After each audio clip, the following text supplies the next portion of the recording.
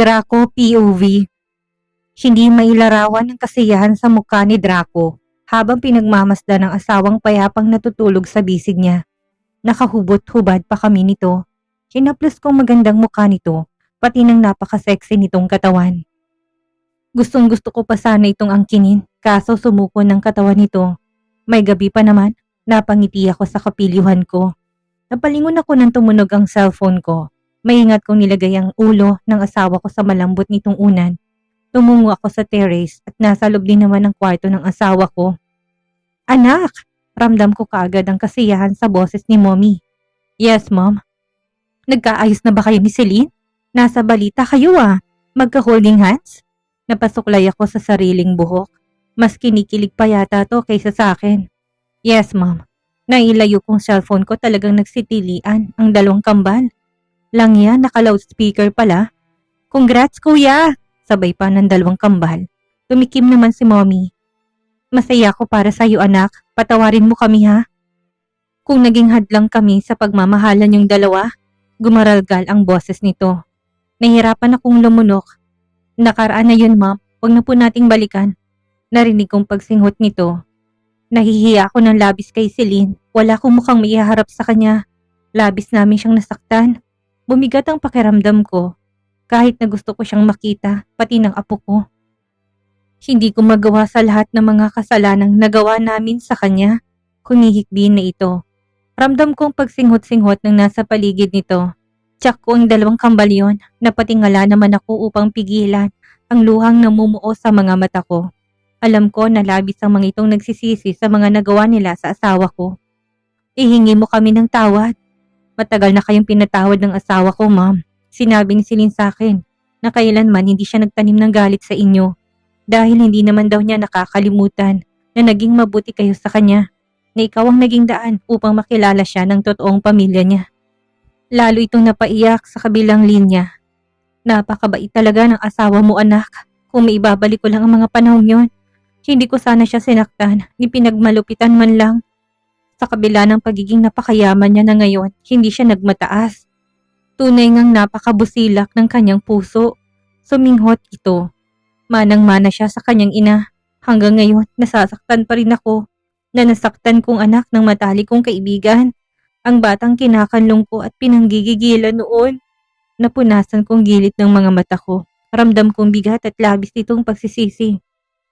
Kalimutan na natin yun, Mom. Nangyari ng lahat ng yun. At saka napatawad na kayo ng asawa ko. Hayaan nyo't babanggitin ko kayo sa asawa ko. Tsak kung matutuwa si Celine kapag nalaman niyang pupunta kayo dito. Lalo itong napahikbi. Salamat, anak. Sandaling katahimikan. Kailan mo siya papakasalan ulit, anak? Nakagat ko naman ang ibabang labi ko. Gusto kong mag-propose ulit kapag nahanap ng Kuya Romeo ng asawa ko. Gusto kong maging masaya at maayos na tayong lahat. Lalo na't alam kong ikakasaya ng asawa ko kung nandun ang kapatid nito. Sige, anak. Sana mahanap ka agad ang batang yon. Alam ko naman na nasasaktan ito sa mga nalaman. Tunay ngang napakabuti ng asawa mo, anak. Kahit hindi niya totoong kapatid si Romeo, hindi niya ito tinakwil bilang kuya. Napabuntong hininga naman ako.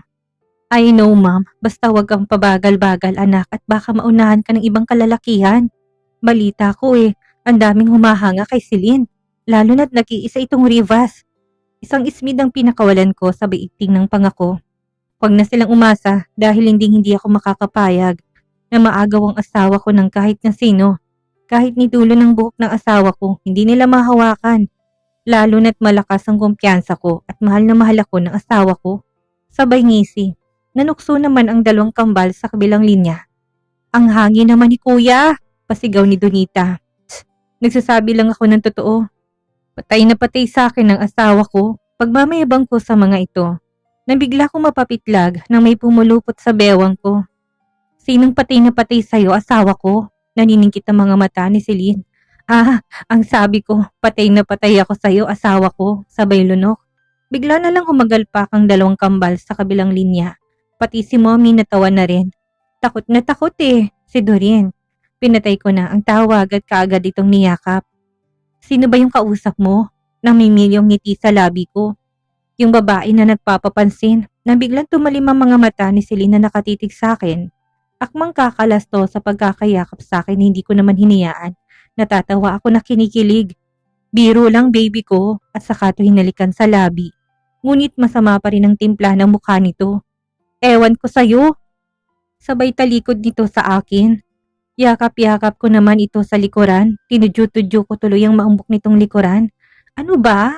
Yumuyugyug ang balikat ko. Kinagat ang leeg nito. Asawa ko. Kinikilig ako sa isiping nagsiselos at naiinis ito, pero asawa pa rin ang tawag sa akin. Naiinis ako sa'yo at talagang umirap pa. Ngiting-ngiti na pinaharap ko ito. Ang selosa naman ng asawa ko. Binunggo kong ilong namin sa isa't isa. Masama pa rin ang tingin nito sa akin, lalo tuloy akong kinikilig.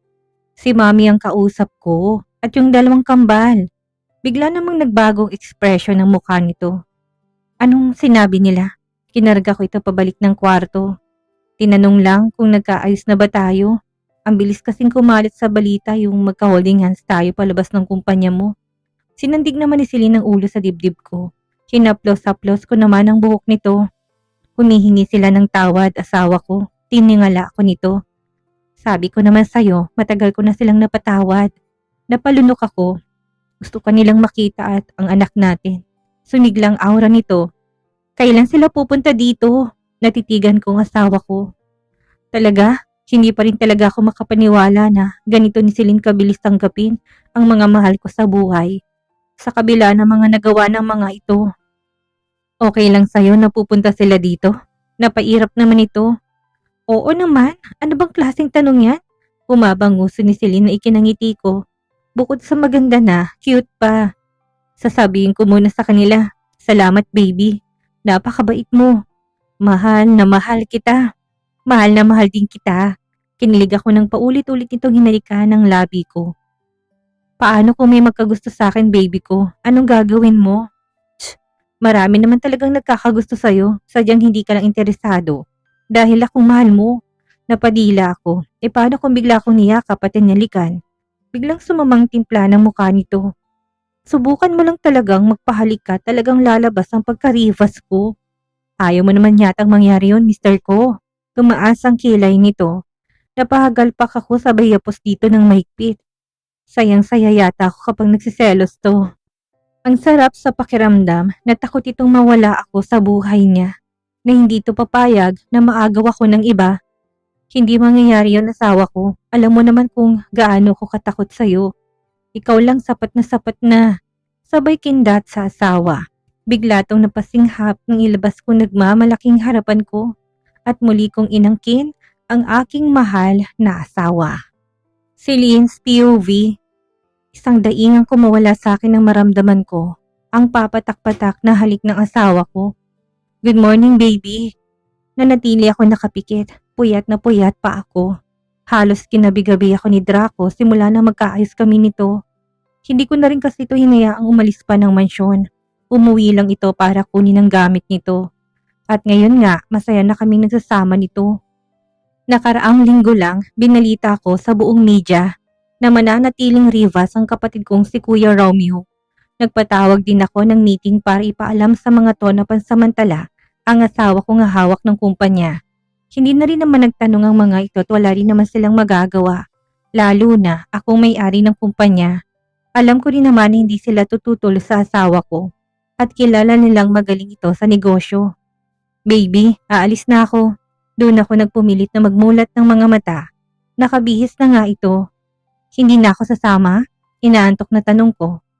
Napangiti naman ito, talagang hindi tatad ka ng marka. Nakakalokong wika ni Draco. Sang buntong hiningang pinakawalan ko. Sobra pa akong inaantok, hinalikan ako nito sa leeg. Matulog ka lang baby, ako na munang pupunta sa opisina. Alam kong pagod na pagod ka. Napanguso naman ako. I love you, malambing itong bigkas. Mahal din kita, asawa ko. Nakapikit na ako kung bakit antok na antok ako. Pakiramdam ko bagsak na bagsak ang katawan ko. Napakamanyak naman kasi ng asawa ko eh. Grabing manggigil. Ilang beses pa nitong hinalikan ng buong mukha ko. Pinadaanan pang hubad kong katawan. Aaminin ko naman na kinikilig ako sa ginagawa nito. Para bang sinasamba nitong buong katawan ko. Ramdam kong matinding pagmamahal ni Draco sa akin. Aalis na muna si Daddy San. I love you. 3:00 ng hapon habang nilalaro ko si Grace sa loob ng kwarto nang makarinig ako ng busina. Nandiyan na yata ang asawa ko. Sasalubungin natin si Daddy, anak. Yellow dress na bulaklaki ng suot ko hanggang sa hitang haba. Backless ito kaya naman kitang-kitang maputing likuran ko. Sinuot ko lang ang flat sandals. Kalong-kalong si Green nang sumakay kami ng elevator. Kasama kong 2 yaya. Nandito na si Daddy. Paulit-ulit na sambit ko sa anak. Malapit na ako sa malaking sala nang bigla akong mapahinto. Kitang-kita ko kung paano humanga ang 2 kambal sa kabuuan ng mansyon. Kasama ng mga to ang mag-asawang De Silva. Na unang nakapansin sa akin ng asawa ko. Mukhang sinabay na nitong mga to. Baby, nakangiting wika ni Draco sa akin. Sinalubong ko naman to ng ngiti. Pansin kong bigla ang pagyuko ng mag-iina. Tangi ang daddy lang ng asawa ko nakatingin sa akin at nakangiti. Nangingislap ang mga mata nito na nakatingin kay Gray. Hi, asawa ko. Hinalikan ako ni Draco sa labi. Baby, sinama ko na sila. Tumango naman ako. Doon ako napatingin sa mga to. Hindi pa rin sila makatingin sa akin. Hindi rin umuupo. Ramdam ko kung gaano sila nahihiya sa akin. Hello po sa inyo. Upo po kayo. Nakangiti ako sa ama ng asawa ko at ito lang ang kayang tumingin sa akin. Pansin ko pang pagsikuhan ng magkapatid. Ikinagagala kong makita ka ulit, iha. Pansin ko ang guilt sa mga mata ng ama ng asawa ko. Marahil iniisip nitong hindi ako nito natulungan noong pinapahirapan ako ng mag-iina. Ako rin ho, lumapit to sa akin. Pwede ko bang makanlong ang aking apo? Pakiusap nito. Nakangiti ko namang inabot dito si Gray. Kitang-kita kong kasiyahan nito. Pati anak ko nagkakalampag sa tuwa. Honey, ang apo natin. Nilapit to sa asawa nito. Pansin kong pagpunas ng luha ni Ma'am Janine. Hinaplos itong mukha ni Gray. Kamukhang kamukha ng anak natin. Gumaralgal ang boses nito. Hanggang sa mapatingin ito sa akin. Naluluha na ito. Nahirapan akong lumunok ng tumayo ito at lumapit sa akin. Niyaya naman ang asawa kong ama nito sa kabilang sala. Ginawa yata nito para makapag-usap kami ng mommy nito. Alam kong wala kaming karapatang pumunta dito. Ni umapak man lang dito sa lahat ng nagawa namin sa'yo. Nagpunas to ng luha. Nabuong luha sa mga mata ko. Mapapatawad mo pa ba ako at ang 2 kambal sa lahat ng nagawa namin sa'yo, iha? Naiyak itong tumitig sa akin. Bigla ko napaluha. Napasingap ako na mapansin kong mukha itong luluhod. Kaagad kong nahawakan ang mga braso nito.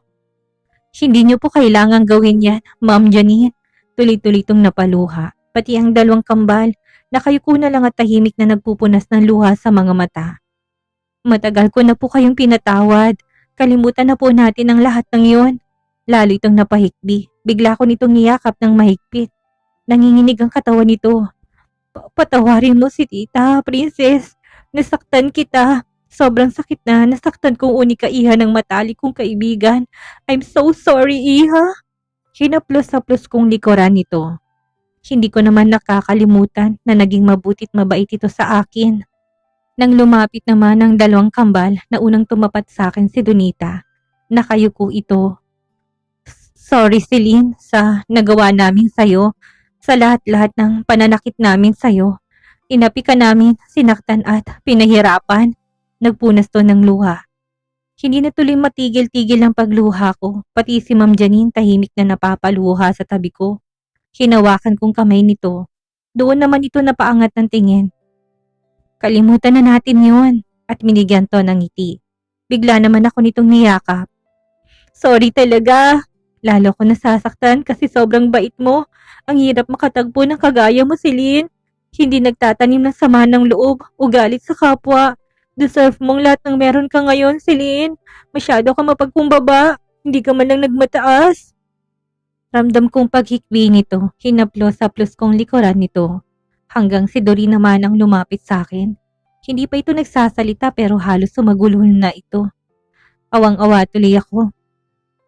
Alam kong ako ang higit na nagpahirap sa'yo, Celine. Kasama kaibigan kong si Anisha. Hilam na ito sa luha.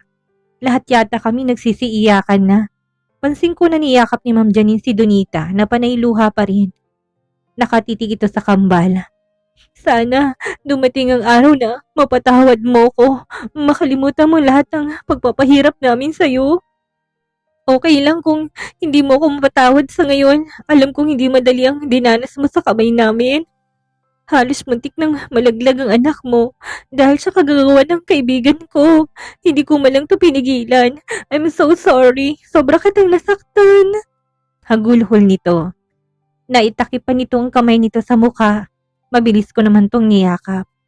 Sobra akong nahihiya. Napasigok ito. Napahikbi ako sa awa dito. Ramdam kong pagsisisi nito. Tama na. Hindi po ako galit. Matagal ko na yung kinalimutan. Mahigpit ko itong niyakap. Niyakap naman ako nito. Sorry talaga, Celine. Nagulat naman ako nang yumakap din sa akin si Ma'am Janine at Donita. Para kaming tanga na nagsisipag-iyakan. Kung may makakakita sa atin, iisipin nila na may namatayan tayo. Pagbibiro ko sa mga to. Gusto kong maging komportable na sila sa akin. Napangiti naman ng mga to. Ngunit panay punas pa rin ng luha sa mga mata. Umupo ako katabi ni Ma'am Janine. Sa kabila naman ng dalawang kambal. Salamat, Iha. Napakabait mo.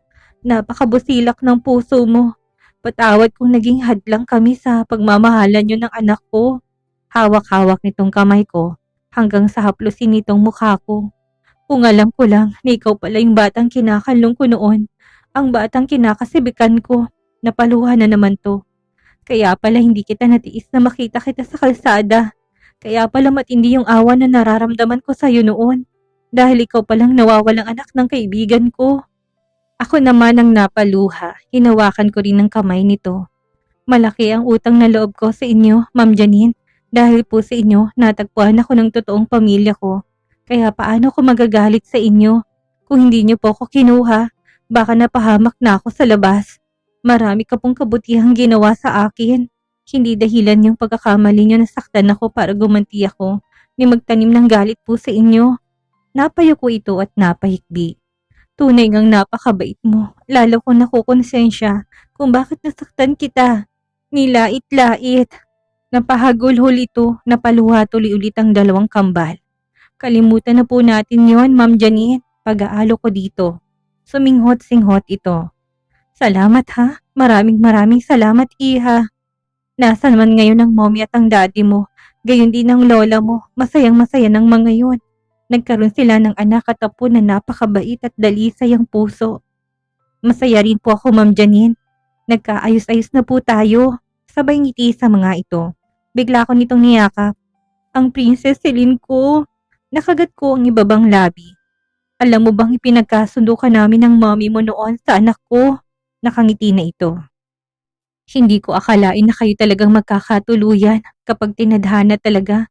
Magtatagpo't magtatagpong landas ninyo. Sabay haplo sa buko. Isang tikim yung nagpalingon sa amin. Sa wakas, nagkaayos na rin kayo.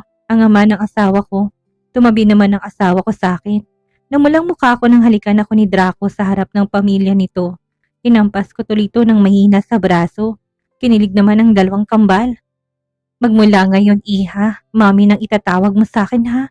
At daddy naman sa asawa ko. Namulang magkabilaan kong pisngi. Sige po, mami, nautal pa ako. Ayan, ang sarap sa pakiramdam.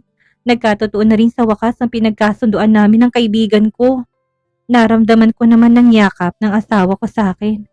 Ang apo ko, wika nito nang iabot ni dading anak ko dito. Ang gwapo naman ng apo kong ito, nakakagigil.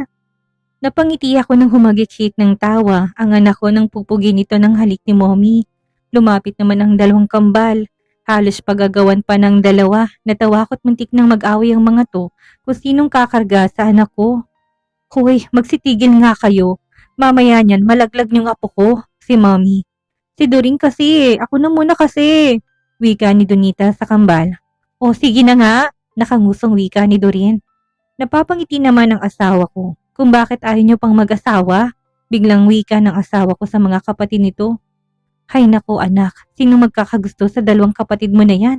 Ang aarte, masyadong mapili sa lalaki. Halatang problemado si mommy sa dalawang kambal na ito. Mga babaero naman kasi mommy, sino naman ang papatol sa ganun? Si Donita na nakabusangot ang mukha. Paano ka naman kasi makakahanap kung laging galit yung mukha mo? Pangasar ng asawa ko. Kuya, bigla namang natawa ng malakas si Doreen. Akmang hampasin ito ng kambal nang lumayo ito tumabi sa asawa ko. Nagpipigil naman ako mapangiti. Ang cute din naman palang manggasara na magkakapatid na to. Ate Celine, ang laki talaga ng mansyon mo. Pwede ba kami dito ni Donita pumunta ng madalas? Kumapit pa to sa braso ko. Bigla ba naman kasing lumipat sa pwesto ko? Oo naman, ililibot ko pa kayo. Pati sa Donita na palapit sa akin. Ang nakakatawa talagang tinulak pang asawa ko palayo sa akin. Para kang tuko kay Ate Celine, kami naman. Sabay irap sa asawa ko. Bumelat pa talaga si Doreen. Pinagkaisahan ba naman ng asawa ko? Natawa ko nang mapabuga ng hangin ng asawa ko. Kitang-kita ko naman ang kasiyahan sa mukha ng mag-asawang De Silva. At dito na po nagtatapos ang kabanata ng ating kwento at sana'y muli niyo po akong samahan sa mga susunod pang kabanata. Maraming salamat po at keep safe everyone.